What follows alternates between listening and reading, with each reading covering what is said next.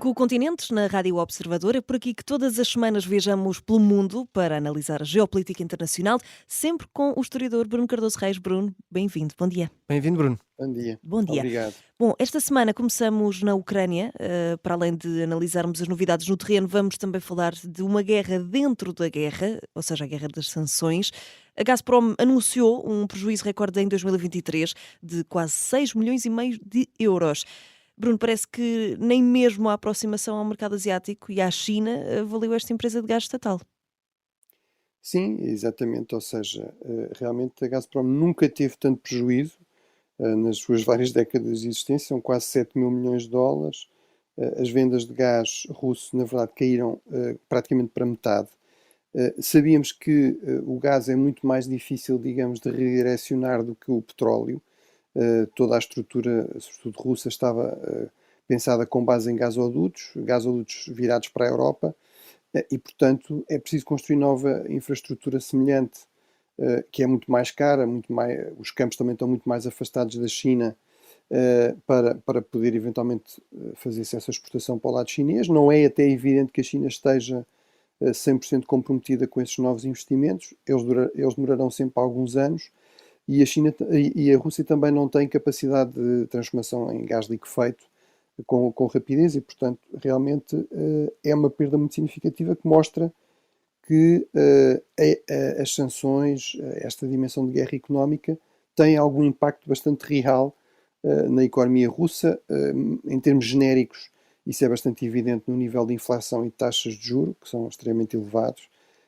Mas, por exemplo, neste setor isso também é muito claro e, portanto, isto realmente dificulta alguma coisa, reduz os recursos disponíveis para o esforço de guerra. Agora, o outro lado é que realmente não resolve tudo, ou seja, temos, por exemplo, nesta semana também, a notícia que os Estados Unidos sancionaram uma série de empresas chinesas porque estão a exportar material de duplo uso, nomeadamente eletrónico, que é depois usado na indústria de defesa russa. Portanto, não estão a exportar armas, mas estão a exportar equipamento, tecnologia que depois é usada em armamento russo e, portanto, isso já é muito mais difícil realmente de impedir. Em termos do terreno, realmente a Ucrânia continua com dificuldades, como fomos aqui chamando a atenção nas semanas passadas. Isto do retomar da ajuda militar americana não é uma coisa instantânea, não tem um impacto também imediato no campo de batalha. Há outros problemas que a Ucrânia também tem enfrentado e que vamos ver se consegue, se no fundo esta ajuda consegue atenuar isso ou inverter isso. Por exemplo, a questão do cansaço dos militares, que estão em muitos casos a combater de forma praticamente contínua há mais de 2 anos. E há realmente um esforço russo também bastante evidente de aumentar a intensidade dos esforços ofensivos. Não é ainda uma grande ofensiva, mas de aumentar esses esforços ofensivos, também na expectativa de que, com a ajuda militar americana, as coisas se tornarão mais difíceis para a frente, nomeadamente em torno desta zona de Chaziv-Yar, que é uma zona no Donbass, no Donetsk, que é uma zona bastante elevada, portanto, em termos militares, controlar as alturas é sempre uma grande vantagem. E, portanto, é uma zona que é fundamental para a Ucrânia evitar que caia, ao contrário de várias outras que têm caído e que não têm especial importância. Esta potencialmente podia criar muitos problemas à sustentabilidade da frente ucraniana, sobretudo nesta zona do Donbass. Certo. Bruno, vamos agora a Gaza e aos Estados Unidos da América, com o tema quente esta semana a ser os protestos pró-Palestina nas universidades norte-americanas, principalmente na UCLA. O que é que explica este movimento? E pergunto também se achas que ele vai ter algum impacto significativo. Bem, eu acho que há aqui, por um lado, uma real empatia, que é fácil de perceber. Enfim, qualquer pessoa bem formada acho que tem uma grande empatia, simpatia, preocupação com a situação humanitária dos palestinianos, da população civil em Gaza. Depois também há realmente um aproveitamento por movimentos mais radicais que usam isto como um pretexto para atacar o sistema político, o sistema económico, a democracia liberal, o capitalismo nos Estados Unidos e no mundo em geral. Eu, pessoalmente, obviamente, não acredito que as palavras sejam violência, embora muitas destas pessoas que estão nestas manifestações passam o tempo a dizer isso. Também não acho que as universidades tenham de ser espaços seguros no sentido que, evidentemente, têm de ser no sentido de violência física ou têm de ser espaços seguros para a livre expressão de pensamento e e para a liberdade de investigação, mas não para impedir qualquer tipo de, digamos, declaração que alguém possa considerar ofensiva, não é? Isso é uma coisa distinta. Agora, portanto, há aqui grandes contradições neste discurso, mas, por exemplo, quando se utilizam slogans como Genocide Joe para falar do Joe Biden, não é? Realmente já não é bem um slogan, é realmente um disparate bastante radicalizado. E, portanto, em suma, liberdade de expressão sim, protesto sim, mas não criar o caos, o vandalismo, a intimidação, o racismo antissemita. Isso não pode ser generalizado, ou seja, não é toda a gente que tem praticado este tipo de atos ou feito este tipo de declarações, mas realmente tem acontecido com alguma frequência e talvez com crescente frequência, Uhum. e isso tem dificultado muito também o normal funcionamento das universidades e, portanto, daí esta reação. Em termos de impacto, eu diria, impacto na região não, e na resolução da crise e da situação não me parece. Alguma utilização, algum impacto por via da utilização disto, que já se verifica por países como a Rússia ou a China, pelas grandes autocracias, que utilizam isto com uma enorme hipocrisia para denunciar a hipocrisia ou as contradições dos Estados Unidos, ou seja, países que obviamente não permitem qualquer tipo de liberdade de expressão, em que toda esta gente já teria sido presa e por muito tempo vem depois acusar os Estados Unidos de também serem um Estado repressivo. Em termos eleitorais, vamos ver. Realmente as eleições têm sido sempre muito renhidas nos Estados Unidos, as sondagens também apontam para aí, e portanto, desde logo, desmobilização de votantes que poderiam votar em Joe Biden, mais radicalizados por toda esta questão, e por outro, a possibilidade do candidato republicano também utilizar isto, no fundo, para se apresentar aqui como alguém que vem restaurar a ordem. Por exemplo, o presidente Nixon fez isso quando houve outra grande vaga de protestos universitários, alguns também terminaram de forma violenta no final dos anos 60. Realmente o presidente Uhum. Nixon utilizou isso como um elemento da sua campanha com algum sucesso. Bruno, ainda sobre Gaza, a Nicarágua teve um chumbo em Haia. O Tribunal Internacional de Justiça rejeitou o processo da Nicarágua, que pedia a interrupção dos envios de apoio da Alemanha a Israel. Bruno, achas que era um desfeito esperado? Sim, era realmente um desfecho esperado, porque é um processo, digamos, que era evidente, e aliás comentámos aqui isso brevemente, não tinha qualquer base.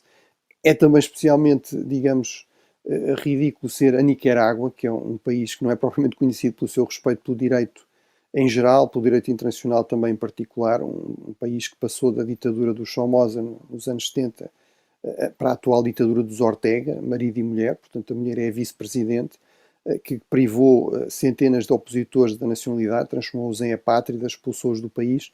Portanto, é um país que tem este tipo de respeito pelos direitos fundamentais, pelo direito, que depois vem colocar este processo, enfim.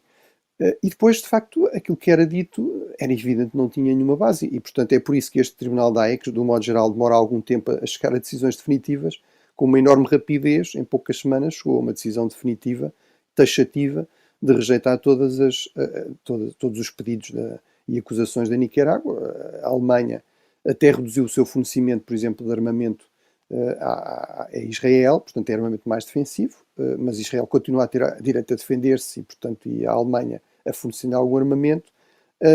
Também havia esta exigência absurda de que a Alemanha tinha de continuar a apoiar a Agência das Nações Unidas para os Refugiados Palestinianos. Ora, como diz o Tribunal, essas contribuições são voluntárias, portanto, não fazia nenhum sentido obrigar um Estado a tornar obrigatória uma contribuição que é voluntária. Portanto, realmente é algo que é esperado. Enfim, apesar de tudo, imagino que para o regime da Nicarágua tenha sido minimamente útil para, enfim, tentar marcar aqui alguns pontos com países como a Rússia, por exemplo, ou o Irão, que são úteis para um Estado que está realmente cada vez mais isolado a nível global. Uhum. Bruno, vamos viajar até a África. Temos falado muito deste continente por cá nos últimos dias, isto por causa das possíveis reparações coloniais. Por aqui tem sido tema, principalmente com as declarações de Marcelo Rebelo de Sousa, mas pergunto, por lá, por África, tem-se falado disto? Tem-se falado deste tema? Olha, a minha impressão é que se fala muito menos do que por cá, nomeadamente em certos meios de elite no Ocidente, ou mesmo também no Brasil ou nos Estados Unidos. Por exemplo, é significativo que nenhum dos presidentes dos países africanos de língua portuguesa, das antigas colónias que estavam cá de visita no contexto do 25 de Abril, se tivessem lembrado de Certo. falar nisso. E provavelmente não falaram disso porque realmente o 25 de Abril aí também nos dá uma lição interessante, que é havia todo um chamado contencioso que tinha a ver com coisas como, por exemplo, o património dos ditos retornados, e, portanto, uma das condições fundamentais para virarmos a página, para normalizarmos relações com estes países com quem tínhamos estado em guerra, para recomeçarmos, no fundo, num modelo novo de cooperação voluntária, de interesse mútuo, de investimento em áreas também de interesse mútuo, de facto esse contencioso, que era o termo que era usado nos anos 70, foi posto de lado voluntariamente pelos dois lados. E, portanto, fala-se de facto aqui muito mais. Apesar de tudo, na Namíbia, onde eu estive realmente na semana passada, há um caso que é falado, e que envolve a Alemanha, que é aqui um protagonista interessante, mas é um bom exemplo daquilo que me parece ser o perigo desta conversa de reparações. Não de se discutir o passado, claro, e até os crimes e os erros do passado, até do Estado português assumir aí alguma responsabilidade, digamos, política, pedir desculpas, ter gestos desse tipo, ou até de se cooperar em termos, por exemplo, culturais, de investigação, de museus, etc., digamos, na investigação, no esclarecimento da memória desse passado partilhado, que nem sempre é positivo, mas realmente falar-se em reparações. No caso da Alemanha, na Namíbia, realmente houve um caso bem documentado, os alemães têm essa propensão para documentar bem as coisas, um massacre deliberado, dezenas de milhares de Herero e também de Nama, que são duas tribos no sul da Namíbia, no início do século XX, e, portanto, a Alemanha aceitou responsabilidade por isso e aceitou pagar reparações. São à volta de 1.000 milhões de euros. Isso é basicamente um terço daquilo que a Alemanha acabou por pagar pela Segunda Guerra Mundial, pelas reparações na Segunda Guerra Mundial, depois de ter comprovado que era impossível o valor que era considerado justo, que era 300 mil milhões, e que basicamente se percebeu que acabaria com a economia alemã durante muitas décadas. Mas, apesar disso, realmente a questão não está encerrada. Ou seja, houve comunidades locais que acharam que o governo da Namíbia tinha aceito um acordo que lhe interessava à Namíbia e ao governo, mas não àquelas comunidades, que o valor não seria o certo, que as iniciativas não seriam as ideais, e, portanto, a discussão continua. E, do meu ponto de vista, isso é o que a história nos mostra em relação a este género de reparações. Ou seja, são não uma forma de acabar com um conflito em torno do passado, mas de eternizar esse conflito. Têm também um enorme risco em termos de tornar tóxica as relações entre Estados durante um período muito longo, e também depois tem muitas vezes um impacto tóxico em termos da própria política interna. São uma arma ideal para todo o tipo de populismos e, por exemplo, no caso da Alemanha, o nazismo utilizou a questão das reparações devidas pela Primeira Guerra Mundial exatamente como arma de arremesso contra o regime democrático na Alemanha dentre as duas guerras. E ainda em África, Bruno, vamos voltar a algumas guerras esquecidas na região do Sahel, no Sudão e no Congo. Só agora é que a ONU está a acordar para estes casos, não é, Bruno? Sim, várias vezes falámos deles aqui, mas acho que é importante realmente evitar que fiquem completamente esquecidas. Claro, não estão totalmente, mas em termos de opinião pública, da opinião publicada, dos grandes fóruns internacionais e mesmo das próprias Nações Unidas, parece-me que é bastante evidente que aí sim estamos a falar de conflitos esquecidos, quando pensamos, por exemplo, no caso de Gaza ou mesmo da Ucrânia. A ONU realmente esta semana veio, talvez pela segunda vez apenas, dizer que a crise humanitária no Sudão é realmente uma escala colossal, 10 vezes maior 10 vezes mais pessoas parecem estar em risco no Sudão do que estão em Gaza. Agora, como é um conflito que não envolve diretamente o Ocidente, como não é um pretexto para atacar os Estados Unidos ou os países europeus, como envolve essencialmente muçulmanos, africanos, realmente parece não ser muito popular, por exemplo, em termos de grandes manifestações de indignação, de grandes abaixo-assinados, de artigos indignados, e realmente isso é trágico para esta população que está aqui a enfrentar uma guerra civil que envolve inclusive um grupo, estas forças de apoio, que estão a disputar o poder às Forças Armadas, que são conhecidas, foram criadas como milícias genocidárias no contexto do conflito no Darfur há algumas décadas atrás. No caso do Sahel, temos também o problema da dificuldade de lidar com o golpismo e com ditaduras num contexto em que, por um lado, temos ameaças jihadistas transnacionais que muitas vezes visam pessoas e interesses ligados aos países ocidentais, aos Estados Unidos, à Europa, e, por outro, também o contexto de uma Segunda Guerra Fria, ou seja, se corta completamente relações com estes regimes golpistas, em países como, por exemplo, o Níger, ao Mali, abre-se espaço, por um lado, à influência da Rússia, por exemplo, e do grupo Wagner, e também se abre espaço a um recrudescimento desta ameaça destes grupos jihadistas ligados à Al-Qaeda ou ao dito Estado Islâmico.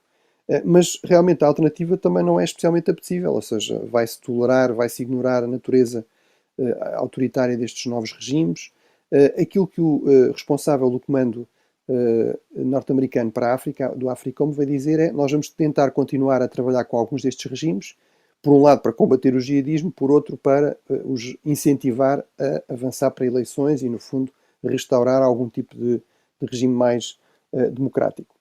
Mas não é muito evidente que haja aí grande eficácia, sobretudo neste segundo aspecto, e, por exemplo, no Níger, os Estados Unidos estão confrontados na mesma base onde ainda estão algumas tropas americanas, agora passarem a estar também tropas russas. Portanto, será que isso é a solução ideal? Em relação à República Democrática do Congo, é um país realmente com uma enorme riqueza, mas com grandes problemas de segurança, em parte criados pelo Ruanda, ou pelo menos em que o Ruanda tem aqui um papel ativo. Falámos do Ruanda há poucas semanas como uma ilha de estabilidade um pouco paradoxal, depois daquele terrível genocídio, mas também como um Estado que, até para criar uma espécie de zona tampão, para evitar novos ataques, apoia, por exemplo, milícias úteis no leste do Congo. E, portanto, aí a novidade é que nesta semana eles tomaram a principal cidade, ou uma das principais cidades dessa zona do leste, Rubaia, que, como também é típico no caso do Congo, que é realmente um grande exportador de minérios, é uma zona extremamente importante para a economia global, porque é a zona onde se concentra o segundo maior centro de produção de uma destes minérios raros, destas matérias-primas raras, que é o coltan, que é usado, de onde extrai, por exemplo, o nióbio, que é usado também na produção de baterias e uma série de equipamentos eletrónicos. Portanto, vamos ver se isso tem aí algum impacto nesse mercado, mas certamente nas populações tem um impacto terrível e é um conflito que se arrasta também há muitas décadas sem solução. Certo. Bruno, temos que avançar muito rapidamente. Infelizmente o nosso tempo já não estica mais, mas vamos muito rapidamente fazer aqui umas passagens intercontinentais, isto porque temos viagens de Xi Jinping à Europa, enquanto que Anthony Blinken foi até à China. O que é que significam estas duas visitas, Bruno?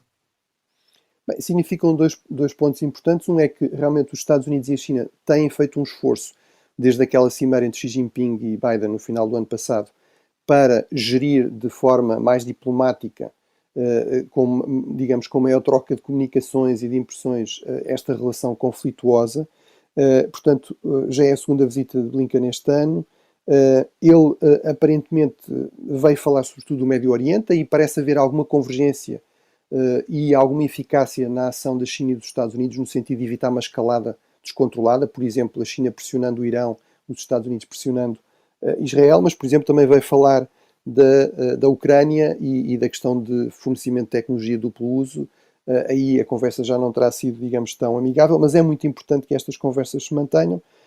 No caso de Xi Jinping, vem pela primeira vez em 5 anos, portanto, pós-Covid à Europa, vem a Paris celebrar os 60 anos das relações diplomáticas com a França. A República Popular da China demorou muito tempo a ser reconhecida pela maior parte dos restantes países e não esquece isso, continua a ter aqui esse agravo. No caso da França, foi só em 1964, com o general de Gaulle. Curiosamente, Salazar ponderou fazer a mesma coisa nessa altura, mas acabou por não acontecer. Mas, portanto, vão falar também de investimentos, certamente da Rússia e da Ucrânia, Certo. e depois vai à Sérvia e à Hungria, ou seja, são dois países que têm criado muitos problemas à União Europeia, nos Balcãs e no seio da própria União Europeia, e aqui parece ser muito uma aposta um pouco dividir para reinar. São aqueles Estados que parecem estar mais dispostos a colaborar com regimes mais autocráticos, como é o caso da China. Bruno, muito bem, esta semana ficamos por aqui, voltamos para a semana para mais um 5 Continentes. Até lá. Até para a semana, Obrigado. Bruno. Bom fim de semana, Bom fim obrigado. de semana, bom fim de Igualmente. semana.